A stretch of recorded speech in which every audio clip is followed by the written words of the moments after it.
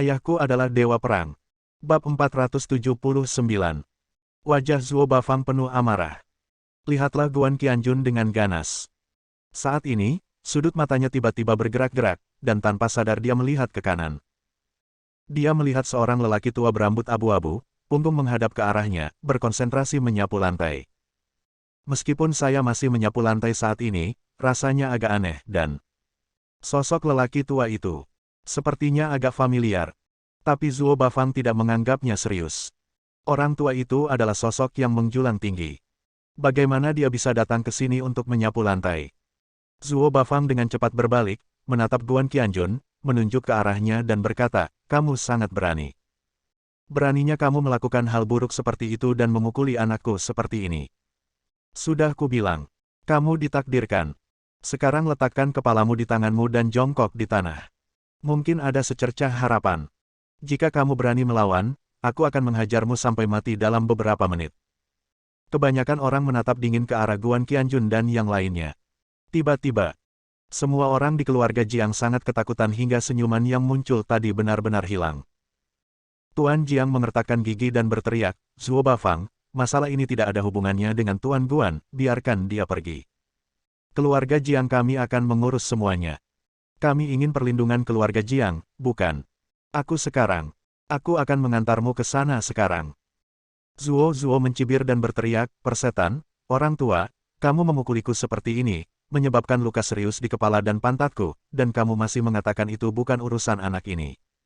Apakah dia tertutup atau terbuka, aku akan membunuhnya. Jangan kaget, patahkan kaki anak itu dulu, patahkan pantatnya, dan beri aku ventilasi yang bagus." Zuo Bafang mencibir dan memerintahkan beberapa orang untuk naik dan menangkap Guan Qianjun. "Jika dia berani melawan, tembak kakinya, tetapi kamu tidak bisa membunuhnya." Dia berkata dengan bangga, "Nama keluargamu Guan, kan? Jangan melawan, nak. Jika kamu melawan, kamu akan menjadi lumpuh, dan bahkan mungkin kehilangan nyawamu." Zuo tertawa keras, "Apakah kamu mendengar itu? Wah, kamu sudah selesai. Ayahku ada di sini dan akan hancur berkeping-keping sebentar lagi. Bunuh dia. Ayah, bunuh dia sekarang." Saya berteriak, saya tidak bisa menunggu lebih lama lagi. Momentumnya luar biasa. Ayah dan anak keluarga Zuo lebih seperti jenderal yang memimpin ribuan pasukan. Tiba-tiba, suara marah datang dari samping, "Hei, jangan menghalangi jalanku, aku sedang menyapu lantai, apa kau tidak melihatnya? Tuan Guan menyuruhku membersihkan tempat ini. Kamu masih membuat masalah, apa yang kamu bicarakan?" Kata-kata ini diucapkan oleh Tuan Zhang. Saat ini, punggungnya masih menghadap Zuo Bafang. Baru saja, orang-orang itu hendak menerkam Guan Qianjun, tetapi beberapa dari mereka menendang puing-puing yang telah disapu Zhang. Tentu saja Tuan Zhang akan marah. "Pak Tua, izinkan saya menyapu lantai." "Apakah itu mudah?" Zuo Bafang gemetar. Suara ini akrab. Melihat ke belakang lagi, saya masih tidak percaya. Bagaimana mungkin pukulan sebesar itu bisa menyapu bersih tempat ini? Dan apa yang baru saja dia katakan? Tuan Guan memintanya datang ke sini untuk menyapu lantai. Apakah itu yang bernama Guan? Ini bahkan lebih mustahil lagi. Tapi kenapa suaranya mirip sekali? Bagaimanapun juga, Zuo Bafang masih bergidik dan ingin pergi ke sana dan melihat apa yang terjadi. Namun dia ditahan oleh putranya. Zuo menariknya, "Ayah, jangan pergi, berdiri saja di sini. Aku harus menahanmu sebelum aku bisa bangun." Zuo Bafang hanya bisa menghentikan langkahnya karena dia mencintai dan merawat putra satu-satunya. Kemudian, Zuo berteriak keras lagi, "Kamu orang tua, kamu sangat berani. Kamu berani menimbulkan masalah pada saat ini. Kamu pikir kamu ini siapa? Kamulah yang membuat masalah, mengerti? Hancurkan lelaki tua kecil itu juga. Menurutku dia sangat tidak menyenangkan. Bunuh saja ayam itu untuk menakuti monyet, dan biarkan pencuri ini tahu betapa kuatnya aku." Orang-orang yang dimarahi oleh Zhang segera mengangkat tinju mereka dan hendak memukul tubuh Zhang. Beberapa anak buah Zhang segera berlari ke arah mereka dan mendorong mereka. Zuo berteriak lebih keras lagi, "Kamu sangat berani, bajingan, kamu berani menjadi begitu sombong, pukul aku. Pukul aku. Apa yang kamu lakukan dengan tinjumu? Gunakan pistol, pukul saja aku. Siapapun yang berani membangkang, kakinya akan patah. Patahkan dulu kaki orang tua itu." Sungguh. Seseorang menodongkan pistol ke kaki Zhang. Sudah hampir waktunya untuk menarik pelatuknya. Zhang tiba-tiba menoleh dan berteriak dengan tajam. Zuo Bafang, beraninya kamu begitu berani. Saya juga telah melihat banyak orang sombong. Tapi baru kali ini aku melihat orang sombong sepertimu. Ayo, tembak kakiku. Buka. Dia menoleh tiba-tiba. Ini adalah pernyataan yang kuat. Dan wajah itu muncul. Zuo Bafang langsung ketakutan dan matanya membelalak tak percaya. Kemudian, dia berteriak putus asa, kamu. Kenapa kamu ada di sini? Bagaimana kamu bisa menyapu lantai di sini? Kedua kalimat ini, ketika kalimat pertama diteriakkan, nadanya telah berubah total, seperti seorang Kasim. Saat kalimat kedua diteriakkan, terdengar teriakan yang jelas. Ada juga ekspresi menangis di wajahnya. Pada saat ini, Zuo Bafang disambar petir. Ini adalah sesuatu yang dia tidak pernah berani bayangkan. Dia bahkan, aku ingin menamparkan diriku sendiri dengan keras.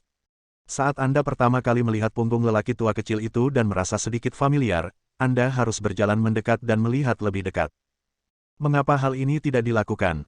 Zuo menunjuk ke arah Zhang dan berteriak, benar. Apa yang Anda katakan tidak salah sama sekali. Ada apa? Kamu tidak yakin. Percuma jika kamu tidak yakin. Hanya kamu, orang tua busuk, dan aku akan baik-baik saja meskipun aku mengirimmu ke neraka. Tembak. Patahkan kakinya. Aku ingin semua orang melihat. Belum selesai. Tiba-tiba, matanya bersinar dengan bunga. Kemudian, tamparan yang tebal dan kuat menghantam wajahnya dengan keras. Tamparan ini sangat parah, tidak hanya di wajah, tapi juga di telinga. Tamparan di satu sisi wajah dan satu telinga. Ini jelas merupakan sebuah tamparan di wajah dengan standar tinggi dan kekerasan yang kuat. Tiba-tiba, kepala cemerlang itu berdengung. Telinga tidak dapat lagi mendengar apapun, bahkan mata pun tidak dapat lagi melihat. Inilah yang disebut dengan pusing. Dia berteriak dengan tegas, siapa? Siapa yang akan memukul saya? Kamu sangat berani. Bahkan berani memukul saya, Tuan Zuo. Apakah kamu tidak melihat ayah saya datang dengan begitu banyak orang? Tampar aku dan aku akan menghancurkan kepalanya. Aku akan mengambil sepatu kulitku, menamparmu dengan keras menggunakan solnya, dan mencabut semua gigimu. Lalu, ada jepretan lagi. Tamparan keras berstandar tinggi menghantam pipi dan telinga satunya dengan keras. Pemukulan itu menyebabkan dia langsung jatuh ke tanah. Bab 480. Buka mulutmu, penuh dengan bau darah. Meski masih belum bisa dilihat, Anda bisa merasakannya. Dia memuntahkan 4 atau 5 gigi. Dia tercengang. Bukankah ini menyebalkan? Siapa yang berani memukulku di depan ayahku? Dia berteriak lebih keras lagi. Ayah, ada yang pukul aku. Ada yang berani memukulku begitu gila, bunuh dia secepatnya. Tembak kepalanya, apa kalian semua mendengarnya? Cepat tembak orang yang memukul kepalaku. Beraninya kamu memukulku. Pukul aku di depan ayahku. Apa menurutmu ayahku hanya merek yang bagus? Orang yang memukulku sudah habis, kalian semua sudah habis. Zuo berteriak sekuat tenaga, menggosok matanya kuat-kuat, berusaha memulihkan penglihatannya dengan cepat. Mari kita lihat siapa yang melakukannya. Akhirnya, mataku berangsur-angsur menjadi lebih jernih. Dia melihat gambar yang sangat marah hingga lubangnya berasap. Wajah yang penuh dengan wajah yang terdistorsi. Bahkan, wajahnya juga menunjukkan ketakutan yang mendalam. Seluruh tubuhku gemetar, seperti daun-daun berguguran yang hendak tersapu angin musim gugur. Orang ini adalah Zuo Bafang. Zuo berteriak lagi, ayah. Seseorang baru saja memukulku. Siapa yang memukulku? Apakah kamu melihatnya? Kamu pasti melihatnya. Cepat. Minta seseorang untuk memotong kedua tangannya. Zuo Bafang menarik napas dalam-dalam dan mengeluarkan suara yang menyeramkan. Akulah yang memukulmu. Zuo menutupi kedua sisi wajahnya, muntah darah dan berkata dengan lucu, ayah, kamu masih menggodaku saat ini, bagaimana mungkin kamu yang memukulku? Aku adalah putramu yang berharga. Biasanya kamu bahkan tidak bisa memarahiku, bagaimana kamu bisa memukulku? Tiba-tiba, Zuo Bafang pecah. Dia berteriak dengan keras, itu karena aku terlalu menyayangimu sebelumnya. Itu karena aku memperlakukanmu sebagai putraku satu-satunya dan sangat patuh padamu sehingga aku mengembangkan sifat marah seperti ini dalam dirimu. Kamu membunuhku. Kamu membunuh seluruh keluargamu. Ini sudah berakhir. Aku sudah selesai. Kamu tahu, Keluarga Zuo, aku sudah selesai. Di akhir teriakannya, dia bahkan menangis. Dia tidak berani menoleh dan menatap lelaki tua berwajah tegas yang berdiri tidak jauh dari situ. Dia tidak berani melihat, dia takut jika dia melihatnya, dia akan benar-benar jatuh ke tanah. Untuk sesaat, hatiku dipenuhi dengan keputusasaan dan keputusasaan. Semua pengembangan dan prospek telah berakhir. Hanya berharap, saya masih bisa menyelamatkan hidup saya. Zuo tiba-tiba tertawa, ayah, apakah kamu sudah gila? Bagaimana keluarga Zuo kita bisa tamat? Semua orang sudah tamat. Kita tidak akan selesai. Pasti bukan kamu yang memukulku. Kenapa kamu masih bercanda denganku saat ini? Bunuh dia. Bunuh lelaki tua kecil itu, apakah dia yang memukulku? Patahkan kedua kakinya dan potong tangannya. Saat dia berbicara, Zuo tiba-tiba berdiri dan memerintahkan orang-orang di sekitarnya dengan aura jahat yang tak ada habisnya. Para bawahan saling memandang, sejenak tidak tahu bagaimana menghadapinya. Mereka semua baru saja melihatnya. Kenapa kamu tidak bergerak? Itu tidak masuk akal. Tidak bisakah kamu tergerak oleh perintah atasanku? Ayah, lihat mereka. Mereka tidak mendengarkan perintahku. Itu tidak masuk akal. Mereka semua dipecat. Zuo berteriak dengan arogan, tapi kemudian Zuo Bafang tiba-tiba menendang perutnya. Tiba-tiba, bagian bawah tubuh yang ditendang dengan baik terlempar ke belakang, dan seluruh orang jatuh ke tanah seperti anjing yang mengunyah lumpur. Rahangnya menyentuh tanah dengan keras. Bahkan jika itu adalah rumput, ia tidak dapat menahan pukulannya. Tiba-tiba, rahangnya hancur. Dia bahkan muntah darah sebanyak-banyaknya. Namun darah yang dimuntahkan bukan dari area di atas leher. Tendangan yang gila. Dia berteriak dengan suara yang sangat sedih, ayah, apa yang kamu lakukan? Mengapa kamu melakukan ini? Kamu gila. Kamu gila. Tapi kemudian, dia semakin tercengang. Karena Zuo Bafang, ayahnya. Dia berbalik ke arah lelaki tua kecil yang sedang menyapu lantai dan tiba-tiba berlutut sambil menjatuhkan diri. Berlutut dan bersujud, memohon belas kasihan padanya. Zuo berteriak kebingungan, ayah, apakah kamu benar-benar gila? Itu hanya seorang antek tua, yang menyapu lantai untuknya. Mengapa kamu berlutut? Dengan banyaknya orang yang menonton, apakah kamu masih ingin memamerkan wajahmu? Teriakan Zuo membuat Zuo Bafang semakin marah, hingga organ dalamnya hampir pecah. Peluang besar macam apa itu? Binatang kecil ini. Dia sebenarnya bilang dia adalah pesuruh tua. Zuo Bafang tidak punya pilihan selain melompat lagi dan menendang Zuo dengan keras lagi. Tendangan ini langsung mengenai selangkangannya. Langsung. Sepertinya ada suara gertakan. Ketika orang-orang di sekitarnya mendengar ini, mereka tidak bisa menahan diri untuk tidak mengencangkan kaki mereka. Zuo, yang sudah merasakan sakit yang luar biasa, memegangi selangkangannya dan berteriak begitu keras hingga jantung dan paru-parunya terkoyak. Ayah, kamu menendangku berkeping-keping. Sudah berakhir, sudah berakhir. Pertama, bajingan Jiang Che itu, yang akhirnya membawaku kembali. Dan kamu menendangku seperti ini lagi.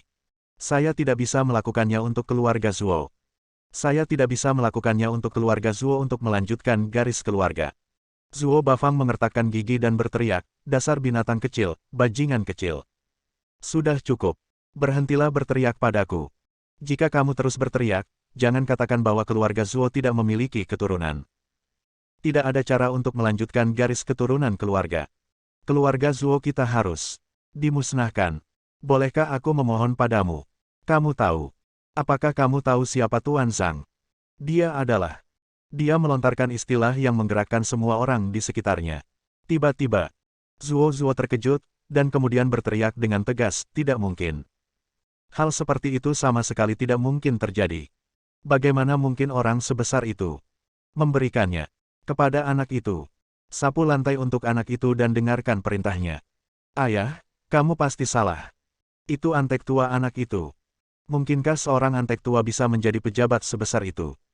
Zuo Bafang akhirnya tidak tahan lagi, dia melihat ke kiri dan ke kanan, mengambil kerikil seukuran bola basket, dan melemparkannya ke kepala Zuo dengan keras.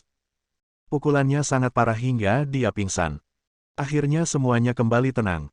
Zuo Bafang berlutut di depan Zhang lagi dan memohon belas kasihan. Zhang berkata dengan tenang, memohon belas kasihan dari saya. Saya khawatir orang itu salah. Zuo Bafang segera mengerti dan segera berdiri dan berlutut ke arah Guan Qianjun. Guan Qianjun menepuk-nepuk kaki celananya dan berkata tanpa ekspresi, saya khawatir saya memohon belas kasihan dari orang yang salah. Zuo Bafang, ini. Dia tidak punya pilihan selain berdiri lagi dan menghadapi Tuan Jiang, Jiang Ce. Terhadap semua orang di keluarga Jiang. Berlutut. Mohon ampun. Tiba-tiba, setiap orang di keluarga Jiang terbakar di luar dan lembut di dalam. Mereka tidak pernah menyangka Guan Qianjun di depan mereka memiliki energi sebesar itu. Dia sebenarnya meminta bos besar untuk menyapu lantai untuknya. Sekarang, niat Guan Qianjun sudah sangat jelas. Tujuan memanggil Zhang ke sini untuk menyapu lantai adalah untuk membantu keluarga Jiang keluar dari bahaya. Meskipun dengan kekuatannya sendiri, tidak sulit untuk menjatuhkan keluarga Zuo ke tanah. Melangkahlah dengan keras ke dunia bawah. Tapi kalau ada yang sudah jadi dan tidak dipakai, Tuan Zhang akan sedikit sia-sia. Keluarga Jiang akhirnya pulih dari keterkejutannya, dan memandang Zuo Bafang yang terus memohon belas kasihan, dan semua orang sangat lega. Tentu saja, saya akhirnya memaafkan Zuo Bafang. Bersambung.